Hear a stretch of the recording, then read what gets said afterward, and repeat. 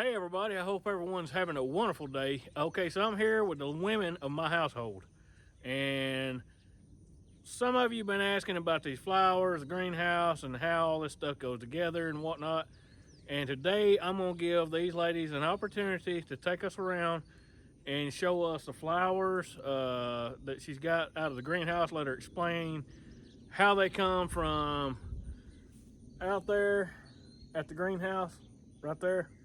Okay, all the way back around here to the flower beds. You can kind of see around the house and whatnot. And this is their thing, so I'm just going to kind of turn this video over to them. I haven't made enough progress on the log bed to show y'all something new for today's video. We are going to the Warren County Mule Show tomorrow, and I'll have some video footage of that. So I'm planning on, I don't want to overdo y'all with the log bed. So I'm going to wait till I get in the next phase on the building project part of the log bed to show you any more on that. I'm going to be planting some more peas. I'll try to get some video of that. So we got a few things going on, but I want to show you something different today, and you know, give these ladies time to explain to you how they get their flowers out of the greenhouse and bring them to the flower beds. So let me get this thing flipped around and we'll get started. Okay, we're going to start right here in the flower bed, and then we're going to make a loop around the house and then come up on the porch and show you a few things. These are hydrangea. The variety is called Little Lime Punch. We like those because they're really small, but they have full-size blooms. Some hydrangea get really large and have a lot of foliage, but these are small and compact and they don't block the view of the porch, so we like those. And then there's impatiens that have come up from seed all down through here. We actually grew impatiens in the greenhouse, but these aren't the impatiens from the greenhouse. These have just came up from seed all along and fill in nicely. And y'all, we have lots of weeds this year because of the constant rain. The rain has done really well to make the garden grow, but it's also done really well to make the weeds grow. So that's nice for the garden, but not so much for the flower beds where you're just trying to have blooms and not so many weeds. But these are more Little Lime Punch hydrangea and impatiens. This is a honeysuckle, a coral honeysuckle vine. It grows up through here over the top of our little wishing well. And it's kind of for hummingbirds come to it. They love the little, the shape of the trumpets. And also it provides shade for the porch too, and that's kind of nice. And I have a trumpet vine that's growing on the other trellis that'll probably be up all the way by next summer. So we'll keep on walking around. This is called, I think it has a few names. It's called cigar plant. A what? Cigar plant. It's called Cupia. It's also for hummingbirds. They can put their little beaks down in these shaped flowers, so they really like those.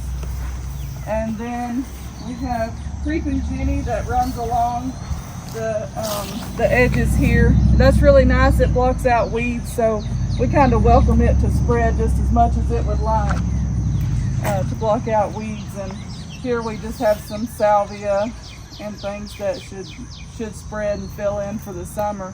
Since we have had so much rain, we have weed pressure, of course, like I said, but we also don't have as many blooms as we should have because they need sunshine and not so much rain.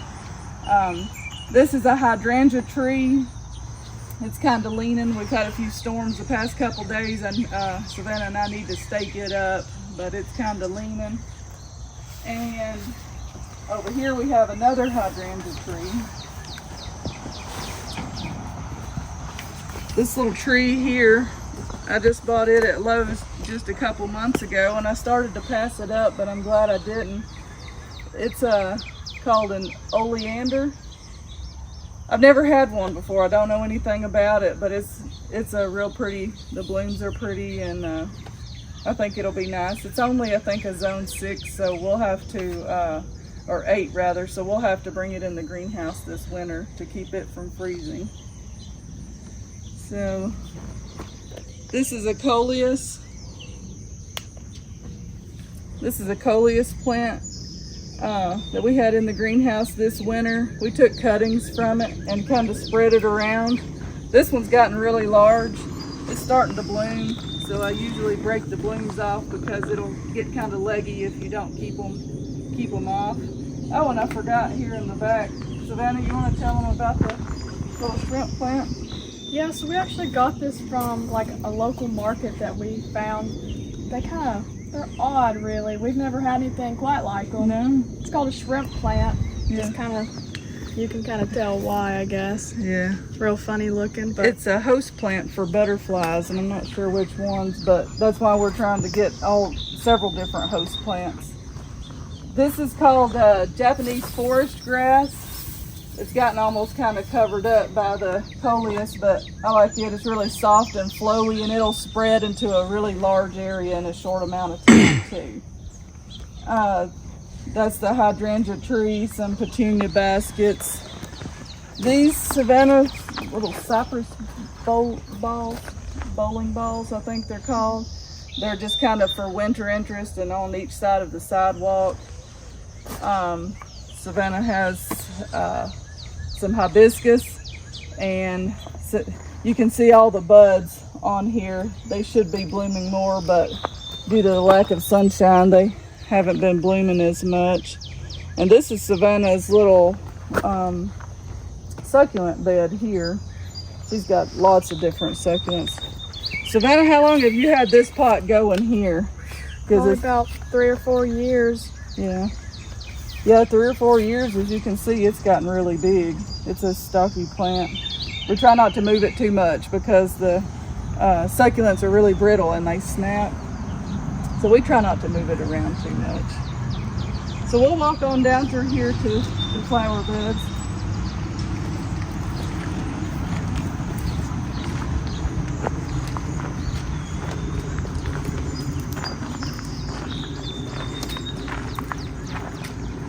These are some more different varieties of hydrangea all down through here. And these are purple coneflowers. They just kind of ran wild. This was Savannah's red hot poker. It's finished blooming now. It'll be back again next spring, but it put on a really pretty show while it was in bloom. These are called Gloriosa daisies, and they get really large. You can probably see them better from this angle.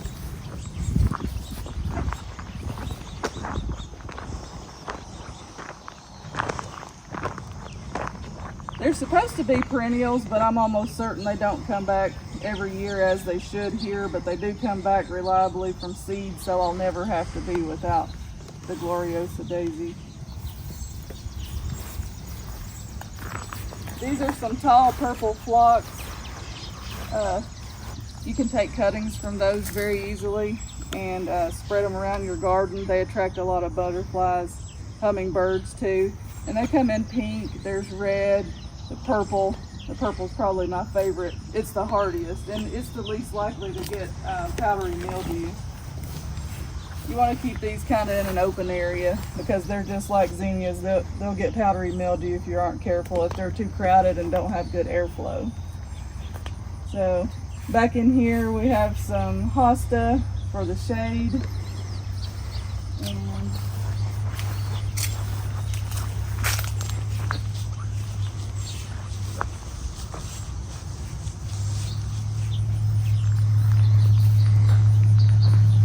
here's some zinnia. The zinnia have all came up from seed. We didn't plant any of them. We had some last year. But as you can see, they like to come back, which is really nice because they fill up a large area and they're just from seed. And the butterflies really like them too. So this hydrangea back here that has a ton of blooms, that's called limelight hydrangea. That one gets very large. I cut it back. Which one is that? This one is limelight. Which one is it? I mean, I don't. This. Cold. Oh, okay. There's two of them. One over there, and then this. Limelight hydrangea. It's probably one of the most popular ones. This is obedient plant. There's a little bumblebee. I think it's asleep. It just came up from seed.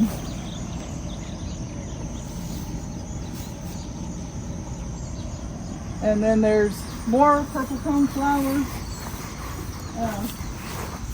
more hosta. You know, lead the way on the porch, Savannah, and show them the little baskets. You have to show them up close how many different varieties she has. Yeah, so we got a bunch of these little colorful baskets down through here, about, what, 27 of them? Yeah. All the way down our porch rails, and we just screwed these in here with little eye bolts on the underside of them and hung them. And they stay up pretty nice. I mean, we've had some storms since we've hung them, and they hadn't fell or nothing. And I have a whole bunch of different kinds of succulents in here, including our aloe plant, which might be a little too big for those baskets, but it was cute anyway. These things have held up real good, and they were pretty inexpensive for what they are, and they're real cute. We like them a lot.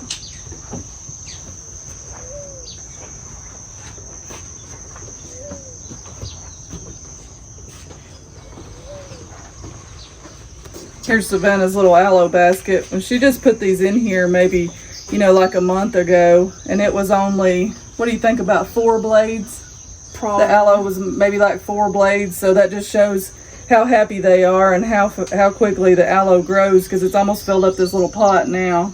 So we'll have to transplant it into a larger pot soon, but I think they make a cute little decoration around down our wooden porch, Savannah style.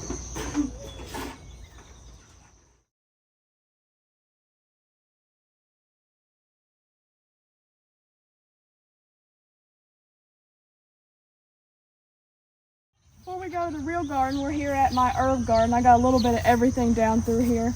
It's been a little hot, so they don't love it real well. But I have onion chives right here, which are one of my favorites, honestly. They have a lot of flavor and taste real good. Cilantro does not like the heat, so it's not doing great. This basil is about to overflow my pot, and it's blooming a whole bunch. And normally I would keep these blooms pinched off to help really fill out the foliage of the plant to get more leaves for this and make bigger leaves, but this is about as big as I would let them get before you try and use them. And then I have garlic chives, which really do taste quite different from onion chives, so I like having both of them. And here's my dill plant. These work real good for attracting butterflies and obviously for cooking with, so I mostly use them for cooking, but if you leave these blooms on here, they attract butterflies real good. And after the dill plant, we got some Italian oregano. This tastes good, and I like using this in salads some. I think it goes real good with pretty much anything. I use it in salads that I dress with ranch, so I like it pretty good. So that's all the herbs that I have, and I like these pots. We got these from a friend. They're just planters, but down here they have little plugs you can open and close to let water in and out of them. And so if you want to hold water in and put the plug in and keep it there, and if you need to drain them for any reason, you just pull the plug and it all drains out the bottom. So That's pretty cool. I think the goats are coming to see what y'all are doing. And the turkey likes Savannah's basil herbs. Is this basil? Yeah. What's the turkey's name? Shelly. Shelly. Shelly. That's a turkey-ish kind of name.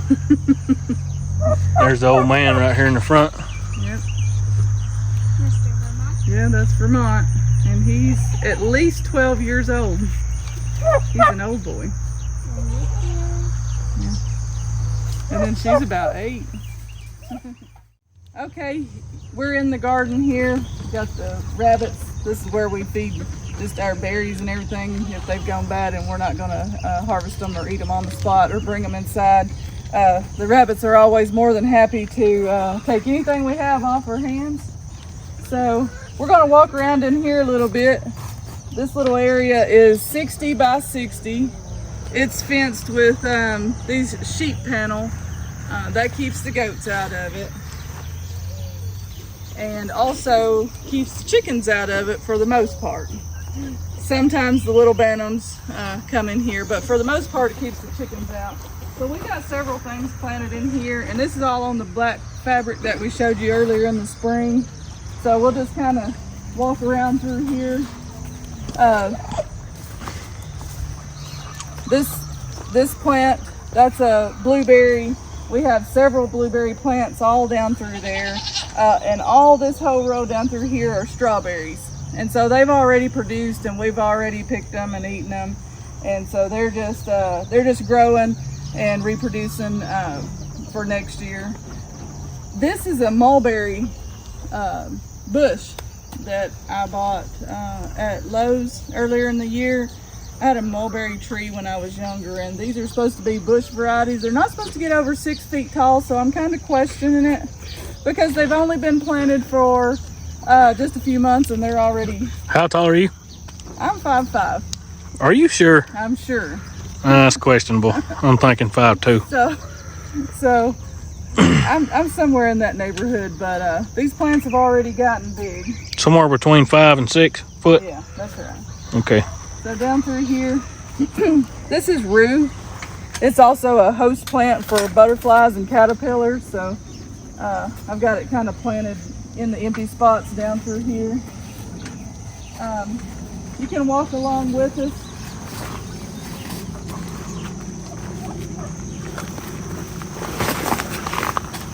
And it's pretty easy to step on stuff, but as you can see, we've gotten plenty. So this is all still strawberries. Now this is a gourd plant. We decided it ended up being really just one plant, right, Savannah? Mm-hmm. This came up on the tree line, on the fence line, and has grown all the way down from where I'm at, down past Savannah. And as you can see, there's probably, I don't know, maybe 25 gourds on it. So it's done really well. It's been really happy, especially for just a seedling that came up. So we'll grow these gourds and feed to our chickens. And it's making plenty. So, yeah. That's what they look like once they're grown. They don't get a whole lot bigger than that. We normally keep them mostly just to feed, and for the fair we put a few of them in there, but that's about the end product for most of them. Mm-hmm. And we're pretty excited this year because we tried 4 new varieties. Well, they're not new, but they're new to us, of gourds. So this is a row of one variety of gourds. This is another row, a different variety of gourds. We have 4 separate sections of gourds. They look like they're kind of all ran together, but they are in order. So, and they're starting to put on blooms. So we should have little small gourds. Actually, look. Got little gourds now. Those are tiny. So we're pretty excited about those. We enter them in the fair and enjoy. This is another gourd that just came up on the fence. We also have this is a yellow raspberry that I just planted this spring to spread along this fence. And I think people who don't typically like raspberries would really like yellow raspberries because I kind of think they taste like pineapple. They're really sweet. Not at all like the red traditional raspberries, but that's what I like. So we'll come on over here. Tomato plant here. Yeah, we've got several tomato plants. Pretty exciting because I love tomatoes.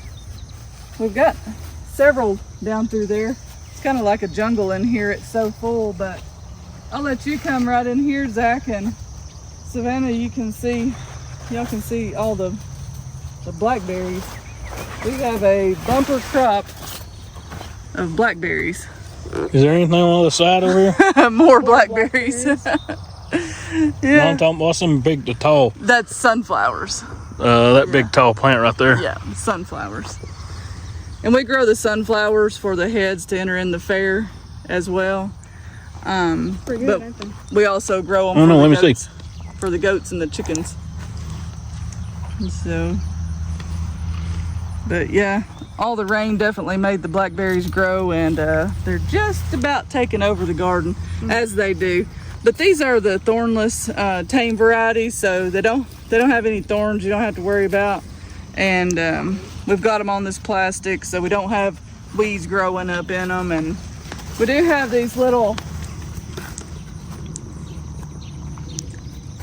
We have these spaced all over because we were having problems earlier in the year with birds. Just about the time they were getting ripe, the birds would come along and pick, of course, the good ripe ones. So we hung these all around, and so they're reflection. And then we have pinwheels. Has it worked?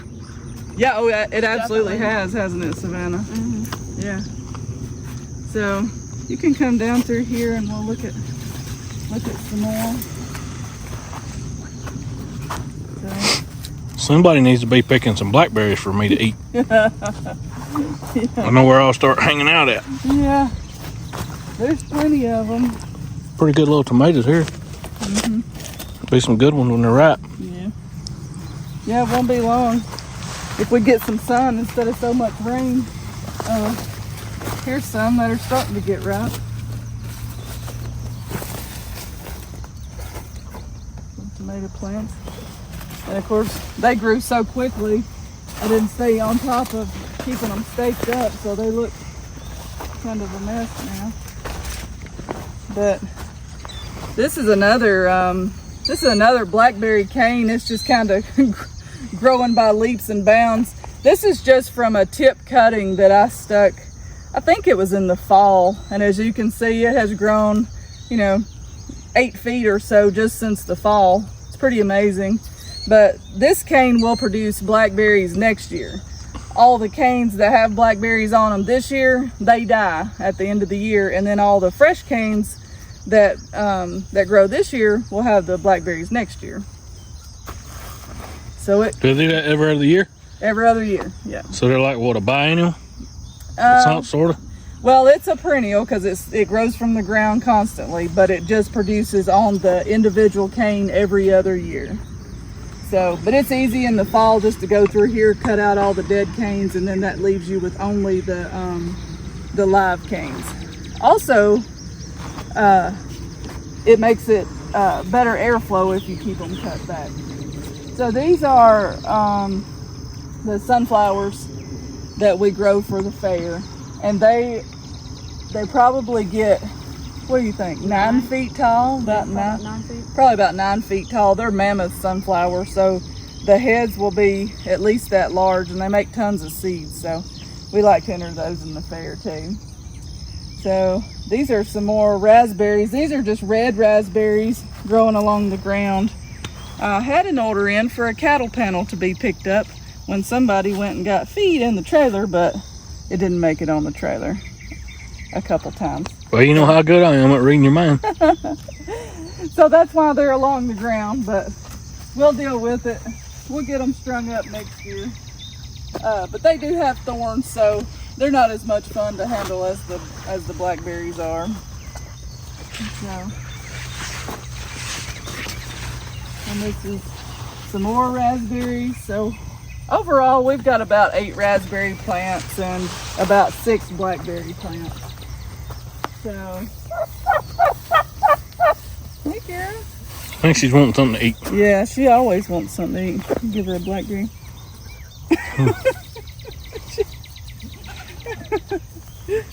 Break the gourd and see if she'll eat it. We usually, these gourds are, yeah, it's soft ground. These gourds are really hard though. Sometimes we break them in half. As you can see, the goats and chickens really love. I don't see no chickens, just a big chicken. A big chicken, yeah. Yeah. It's amazing though how fat the gourds, the seeds, keep the chickens and the goats.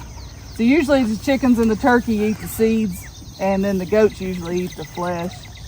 And it's funny because they even like them when they're dried out and really hard and crunchy. So.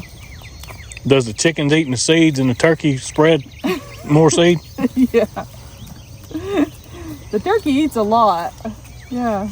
If anybody ever thinks about getting a turkey, just be prepared for how much she eats. Of course, she was supposed to be a Thanksgiving meal almost 2 years ago, I guess, for our pastor and his family, but he couldn't. They became pets. We used to have another one, and they became pets, and he just couldn't stand the thought of killing her, so he gave two of them to Savannah, and the other one passed away. They typically only live for like 18 months because they're meat turkeys, but here she is. She's like 3 and she's still with us, so she's a lot of fun. But that's our turkey girl. But that pretty much wraps it up in the garden. That's most of our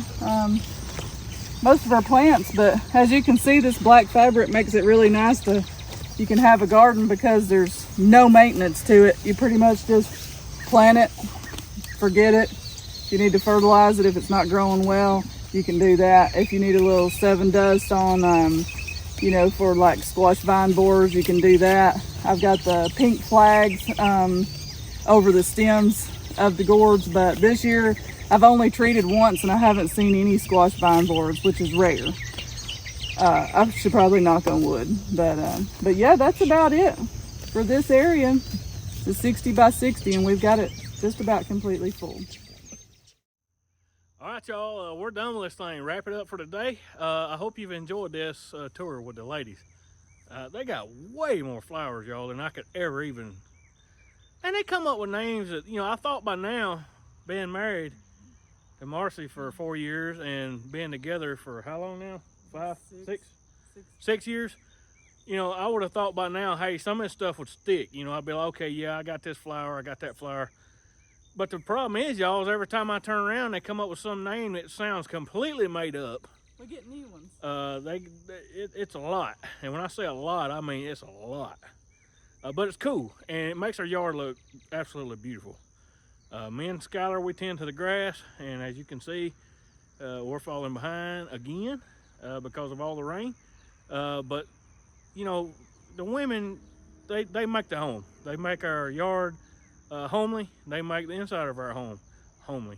You know, decorating, and I appreciate them a lot, because without them, if it was up to me and Skylar, we'd probably have like one picture. We would go out to eat all the time. We'd never cook for ourselves. We would live like crap, and the yard would look terrible. The grass would be nice. It would be, you know, real pretty grass, but we would have no flowers. It'd be pretty bare. But they do a lot of work, y'all, on this. Marcy puts a lot of time into her flowers and greenhouse, and Sis does. Sarah Beth's learning. She don't know a whole lot just yet, but she's picking up from Sis and Miss Marcy. And you know, I'm proud for all of them, and I like to show that to y'all also, to show you what they do. You know, basically for me, I cut a tree down, skid a tree out, put a tree on the log truck, haul it to the sawmill, repeat. You know, they got a lot of different things going on with their garden and flowers and all that stuff. And I'm very glad that I went on this tour, because now I know that we got blackberries and where I need to go to find them. So I'll be sneaking out there and getting me a bowl of blackberries every once in a while, because I love them things. But look, I'm gonna put my email up here on the screen. Any of you that need me, holler at me. I'd be glad to talk to you. If you got any questions about some of these flowers, hit me up. I'll send it to Marcy. I'll connect y'all. She can tell you all about it, because I'm not an expert on flowers, but she is, and Sis is too. But anyway, thank y'all for being here. If you've enjoyed this video, hit that like button for me. That'll help us a whole bunch, push us down the road. And, you know, look, if you enjoy this kind of stuff, just hanging out, looking at flowers, you know, gardening, building a log bed, logging, mules, gardening, all that good stuff. If you like all that kind of stuff, hit that subscribe button for us, because you're not only going to help me out, you're going to help them out too. And we'll appreciate it. So y'all take care of yourself, and as always, y'all, I'm going to be praying for you. I promise you that. I was laying there in the bed last night, and I was really sleepy, and I started praying, and I said, Lord, before I close my eyes, I said, I pray for every one of these YouTube people, every one of y'all that's watching my channel. I said, Lord, touch them in a very special way. Bless their life, and let them feel your hand through my videos. And I pray that's what happens. As you watch our videos, I pray you see the Lord's hand and the joy on our faces. So y'all take care of yourselves, and we'll see you next time.